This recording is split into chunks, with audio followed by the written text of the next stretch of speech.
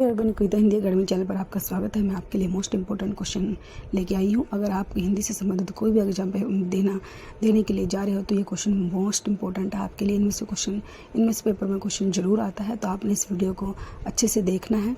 आपके लिए मैं डेली ऐसे ही वीडियो लेके आती हूँ, आपने जो अंत तक वीडियो को देखना है। प्लीज़ दोस्तों, आप इस चैनल से जुड़ने के लिए चैनल को सब्सक्राइब कीजिए, वीडियो को लाइक कीजिए, दोस्तों के साथ शेयर कीजिए। क्वेश्चन स्टार्ट करते हैं। क्वेश्चन नंबर 1 है, लिपि किसे कहते हैं? तो बताना है लिपि किसे कहते हैं। पेपर में आता है लिपि किसे कहते हैं। ए बोलने की तरकीब को, बी अंकित करने को, सी लिखित ध्वनि संकेतों को। तो सी आंसर होगा हमारा लिखित ध्वनि संकेतों को। क्वेश्चन नंबर 2 है, लिपि का सर्वप्रथम उल्लेख कहाँ मिलता है? ग्रीष्म के इतिहास ग्रंथ में, पाणिनिकृत अष्टाध्यायी में, सदल मिश्र के नासिकेतोपाख्यान में, कालिदास के ऋतुसंहार में। क्वेश्चन नंबर 2 है, लिपि का सर्वप्रथम उल्लेख बी आंसर होगा पाणिनिकृत अष्टाध्यायी में मिलता है। आप इसे अच्छे से याद रखोगे, पाणिनिकृत अष्टाध्यायी में। क्वेश्चन नंबर 3 है, गुजराती भाषा का विकास किस अपभ्रंश से हुआ? पैसाची, सोरसैनी, ब्रांजड़, मागधी। क्वेश्चन नंबर 3, गुजराती भाषा के विकास जो है किस अपभ्रंश से हुआ, उस अपभ्रंश का नाम बताना है। तो बी होगा सोरसैनी। सोरसैनी अपभ्रंश से हुआ है। क्वेश्चन नंबर 3 का राइट आंसर बी था। क्वेश्चन नंबर 4 है, संविधान में प्रांतीय भाषाओं का किस अनुसूची द्वारा स्वीकार किया गया है? 8वीं, 5वीं, 6ठी या 9वीं? क्वेश्चन नंबर 4 बताना है किस अनुसूची में स्वीकार किया गया है। तो ए होगा 8वीं अनुसूची। ए आंसर होगा। भाग जो है भाग 17 है, ये भी आप याद रखोगे, और अनुच्छेद 343 है और 351 तक है। 343 से 351 तक। क्वेश्चन नंबर 5 है, अपभ्रंश में स्वरों की संख्या कितनी है? 10, 6, 8 या 11? तो सी आंसर होगा 8 है। क्वेश्चन नंबर 5 का C answer. Question number 6, Hindi का प्रहरी किसे कहा जाता है? मोस्ट इंपॉर्टेंट क्वेश्चन, गिलक्राइस्ट को, P.D. टंडन को? बी आंसर होगा। क्वेश्चन नंबर 7, नागरी लिपि कैसी है? वर्णात्मक, अक्षरात्मक, व्यंजनात्मक, चित्रात्मक? क्वेश्चन नंबर 7 का राइट आंसर है, नागरी लिपि जो है वो बी होगा, अक्षरात्मक है। अक्षरात्मक है। क्वेश्चन नंबर 8, हिंदी भाषा की बोलियों के वर्गीकरण के आधार पर छत्तीसगढ़ी बोली है? पूर्वी हिंदी, पहाड़ी हिंदी, पश्चिमी हिंदी, राजस्थानी हिंदी? तो ए होगा पूर्वी हिंदी। इस क्वेश्चन का राइट आंसर ए है, पूर्वी हिंदी। अवधि में आती है, ये भी ध्यान रखोगे आप। अवधि, बेगली, छत्तीसगढ़ी, ये पूर्वी हिंदी में आते हैं। अवधि, बघेली और छत्तीसगढ़ी। क्वेश्चन नंबर 9 है, ब्रजभाषा। ब्रजभाषा है पूर्वी हिंदी है, पश्चिमी हिंदी है, बिहारी हिंदी है, पहाड़ी हिंदी है? तो ब्रजभाषा किसके अंतर्गत आती है? तो बी होगा, पश्चिमी हिंदी के अंतर्गत आती है ब्रजभाषा। ये भी आप ध्यान रखोगे। 5 और आती हैं इसके अंतर्गत, खड़ी बोली, कनौजी, ये नोट कर देती हूँ आपके लिए, कनौजी, ब्रजभाषा, बांगरू, बुंदेली और खड़ी बोली। ये 5 जो है पश्चिमी हिंदी के अंतर्गत आती हैं। इनमें से क्वेश्चन जरूर आता है पेपर में। अगला क्वेश्चन है क्वेश्चन नंबर 10, देवनागरी लिपि का विकास हुआ है खरोष्ठी से, ब्राह्मी से, मराठी से या फारसी से? क्वेश्चन नंबर 10 है हमारा, देवनागरी लिपि का विकास किससे हुआ है वो बताना है। तो बी होगा, ब्राह्मी। ब्राह्मी से जो है देवनागरी लिपि का विकास हुआ है। क्वेश्चन नंबर 11, देवनागरी लिपि की सबसे बड़ी विशेषता है? हिंदी भाषा की लिपि होना, प्राचीन लिपि होना, अनेक भारतीय भाषाओं की लिपि होना? डी होगा, सर्वाधिक वैज्ञानिक लिपि होना, एक ध्वनि के लिए अनेक संकेत होना? क्वेश्चन नंबर 12, इनमें से बिहारी हिंदी का रूप नहीं है? भोजपुरी, मैथिली, मगही, अवधी? बिहारी के अंतर्गत कौन सी नहीं आती है? क्वेश्चन नंबर 12 जो है तो डी होगा, अवधी नहीं आती है। बिहारी के अंतर्गत अवधी नहीं आती है। ये पूर्वी में आती है, ये ध्यान रखोगे आप। पूर्वी हिंदी में आती है ये। बिहारी में ये तीनों आते हैं, ऊपर वाले A, B, C। Question number 13, निम्नलिखित में से कौन सा युग्म गलत है? अवधी पूर्वी हिंदी में आती है, ब्रजभाषा पश्चिमी हिंदी में, भोजपुरी पूर्वी हिंदी में, खड़ी बोली पश्चिमी हिंदी में? तो एक गलत बताना है, गलत कौन सा है? 3 बिल्कुल सही है। तो सी गलत है इसमें, भोजपुरी पूर्वी हिंदी में नहीं आती। भोजपुरी जो है बिहारी में आती है, ये आप नोट करोगे। क्वेश्चन नंबर 14, निम्नलिखित बोलियों में से पूर्वी हिंदी की बोली नहीं है? अवधी छत्तीसगढ़ी भोजपुरी बघेली जो है पूर्वी हिंदी की नहीं है, पूर्वी हिंदी की, तो सी भोजपुरी नहीं है, भोजपुरी जो पूर्वी हिंदी में नहीं आती है, अवधी छत्तीसगढ़ी और बघेली आती है, ये आप याद रखोगे। क्वेश्चन नंबर 15, खड़ी बोली की उत्पत्ति हुई है मागधी अपभ्रंश से, सोरसानी अपभ्रंश से, अर्धमागधी अपभ्रंश से या पैशाची से, तो बी होगा सोरसानी से हुई है। खड़ी बोली की उत्पत्ति सोरसानी अपभ्रंश से हुई है। क्वेश्चन नंबर 16, अवधी और ब्रज दोनों भाषाओं में रचना करने वाले कवि हैं सूरदास, तुलसीदास, घनानंद, उपयुक्त सभी, तो बी होगा तुलसीदास जी हैं, जिन्होंने अवधी और ब्रज दोनों भाषाओं में रचना की है, वो तुलसीदास जी हैं, ये आप याद रखोगे। रामचरितमानस अवधी भाषा में लिखा है, रामचरितमानस अवधी भाषा में लिखा है इन्होंने, और विनय पत्रिका जो है वो ब्रज भाषा में लिखी है, ये भी आप ध्यान रखोगे। विनय पत्रिका, ये नोट कर देती हूँ, विनय पत्रिका इन्होंने ब्रज भाषा में लिखी है। क्वेश्चन नंबर 17, टकसाली भाषा कहते हैं संस्कृतनिष्ठ भाषा को, ग्रामीण भाषा को, परिनिष्ठित भाषा को, कृत्रिम भाषा को, तो टकसाली भाषा किसे कहते हैं? सी होगा परिनिष्ठित भाषा को। क्वेश्चन नंबर 17 का राइट आंसर सी है, परिनिष्ठित भाषा। क्वेश्चन नंबर 18, अवहट भाषा से तात्पर्य है ग्रामीण अपभ्रंश, परिनिष्ठित अपभ्रंश, ग्रामीण प्राकृत, परिनिष्ठित प्राकृत, ए होगा ग्रामीण अपभ्रंश। क्वेश्चन नंबर 19 है, बांगरू किस उपभाषा वर्ग की बोली है?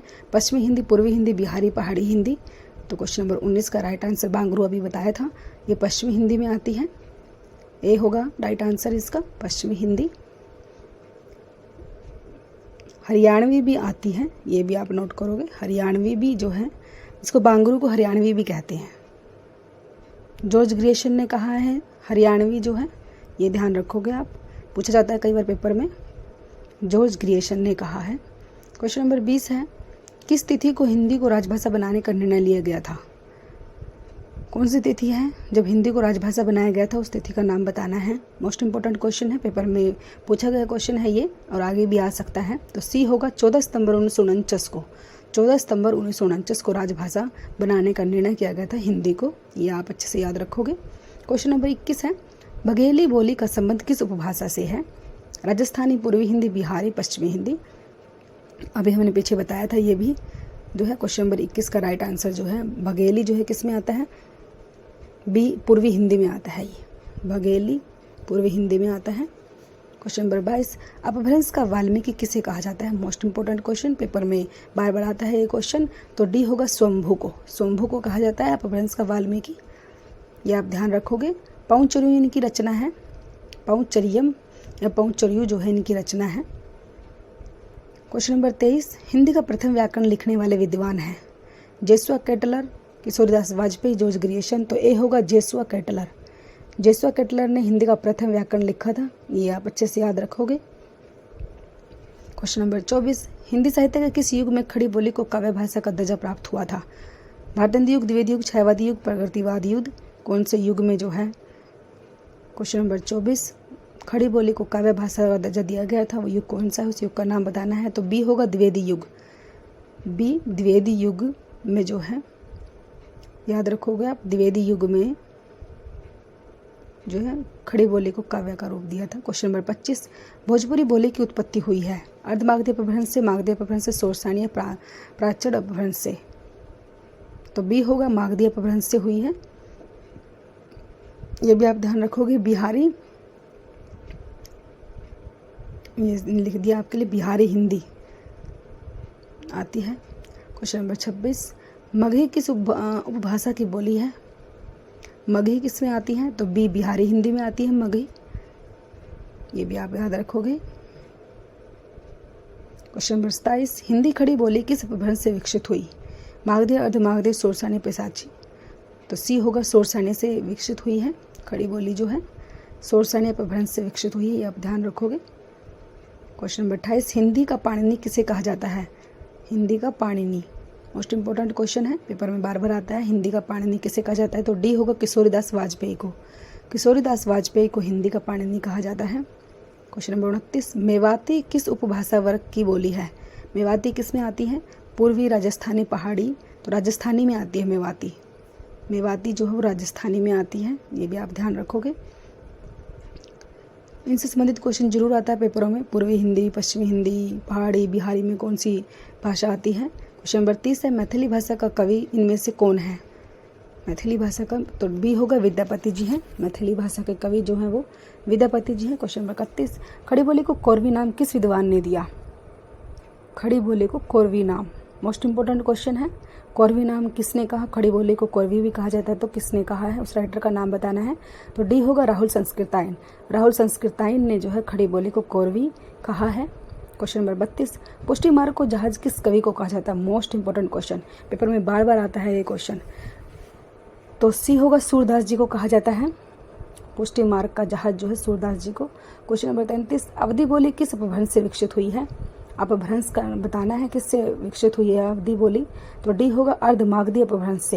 ये ध्यान रखना है, पेपर में पूछा गया क्वेश्चन है ये। अर्धमागधी अपभ्रंश से अवधि बोली जो है विकसित हुई है। क्वेश्चन नंबर 34, बुंदेली किस अपभ्रंश से विकसित हुई है। सोरसानी, अर्धमागधी, खसमागधी। तो ए होगा सोरसानी से। क्वेश्चन नंबर 34 का A right answer. Question number 35, Kannauji बोली किस अपभ्रंश से विकसित हुई है। मागधी, खस, उपनागर, सोरसैनी। कौन सा अपभ्रंश है। तो डी होगा, सोरसानी अपभ्रंश। क्वेश्चन नंबर 36, हिंदी किस परिवार की भाषा है। कौन से परिवार में आती है हिंदी, तो परिवार का नाम बताना है। क्वेश्चन नंबर 36, हिंदी जो है किस परिवार में आती है। तो ए होगा, भारोपिया। भारोपिया परिवार में आती है हिंदी, ये भी आप ध्यान रखोगे, भारोपिया परिवार। क्वेश्चन नंबर 37, राजभाषा आयोग का गठन कब किया गया। तो राजभाषा आयोग का गठन बताना है कब किया गया था। ए होगा, 1955 ईस्वी में किया गया था, ये भी आप ध्यान रखोगे। राजभाषा आयोग का गठन जो है 1955 ईस्वी में किया गया। ये जो है बीजेपी खेर ने किया था, ये भी ध्यान रखोगे। क्वेश्चन नंबर 38, सरकारी कामकाज की भाषा जो संविधान द्वारा स्वीकृत होती है वह क्या कहलाती है। वह क्या कहलाती है। तो ए होगा, राजभाषा कहलाती है वो। क्वेश्चन नंबर 39, बेसवाड़ी किस बोली का दूसरा नाम है। मोस्ट इंपोर्टेंट क्वेश्चन, पेपर में आया हुआ क्वेश्चन है। बेसवाड़ी जो है किस बोली का दूसरा नाम है। बेसवाड़ी मोस्ट इंपोर्टेंट क्वेश्चन है। बी, अवधि। अवधि को बेसवाड़ी कहा जाता है। अवधि भाषा को जो है बेसवाड़ी भी कहा जाता है, ये भी आप ध्यान रखोगे। क्वेश्चन नंबर 40, इनमें से कौन सी भाषा सबसे अधिक पुरानी है। पाली, लोक संस्कृत, अपभ्रंश, वैदिक संस्कृत। सबसे पुरानी कौन सी भाषा है, उसकी भाषा का नाम बताना है। क्वेश्चन नंबर 40, सबसे पहले जो है तो डी होगा, वैदिक संस्कृत। वैदिक संस्कृत सबसे पहले वैदिक संस्कृत थी। क्वेश्चन नंबर 41, हिंदी किस प्रांत की राजभाषा नहीं है। उत्तराखंड, मध्य प्रदेश, छत्तीसगढ़, पंजाब। कहाँ पर हिंदी नहीं बोलती। डी होगा, पंजाब। पंजाब जो है, पंजाब में जो हिंदी नहीं बोली जाती। क्वेश्चन नंबर 42, बौद्ध धर्म का संबंध किस भाषा से है। संस्कृत, पाली, प्राकृत, सोरसानी। तो क्वेश्चन नंबर 42 का राइट आंसर जो है, बौद्ध का धर्म जो है वो भाषा है पाली। बी होगा, पाली से संबंध है बौद्ध धर्म का, पाली भाषा से है। क्वेश्चन नंबर 43, संविधान में हिंदी को कौन सा दर्जा मिला। कौन सा दर्जा मिला, राजभाषा, राष्ट्रभाषा, दोनों या कोई नहीं।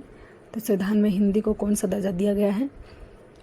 तो ये जो है ए होगा, राजभाषा। ध्यान रखना है आपने, कन्फ्यूज हो जाते हैं हम, राजभाषा का दर्जा मिला था। क्वेश्चन नंबर 44, हिंदी की आदि जननी किसे कहा जाता है।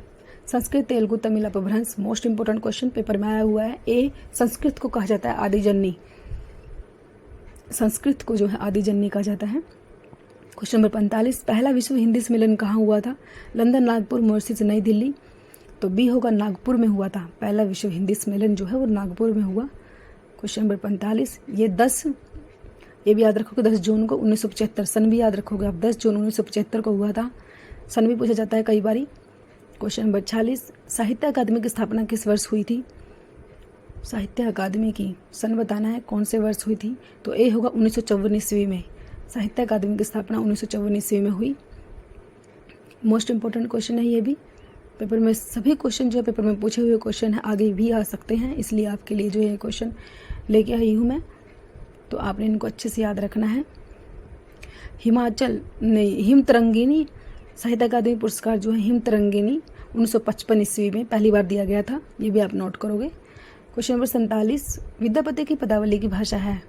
विद्यापति ने जो पदावली जो बी मैथिली में लिखी थी उन्होंने, ये भी आप ध्यान रखोगे। विद्यापति जी ने जो पदावली जो है वो मैथिली भाषा में लिखी थी। क्वेश्चन नंबर 48, उर्दू की लिपि क्या है। उर्दू की लिपि बतानी है हमें, कौन सी है उर्दू की लिपि। तो क्वेश्चन नंबर 48 का जो है उर्दू की लिपि जो है बी होगा, फारसी है। उर्दू की लिपि फारसी है, मोस्ट इंपॉर्टेंट है, फारसी है उर्दू की लिपि, यह आप ध्यान रखोगे। क्वेश्चन नंबर 49, कुटिल लिपि से विकास हुआ। कुटिल लिपि से जो है किसका विकास हुआ है? देवनागरी, ब्राह्मी, रोमन या फारसी लिपि? कौन सी लिपि का विकास हुआ है कुटिल लिपि से? क्वेश्चन नंबर 49, तो ए होगा, देवनागरी लिपि का विकास हुआ है। देवनागरी लिपि का विकास हुआ है। क्वेश्चन नंबर 50, भाषा विज्ञान की दृष्टि से हिंदी भाषा किसे कहते हैं?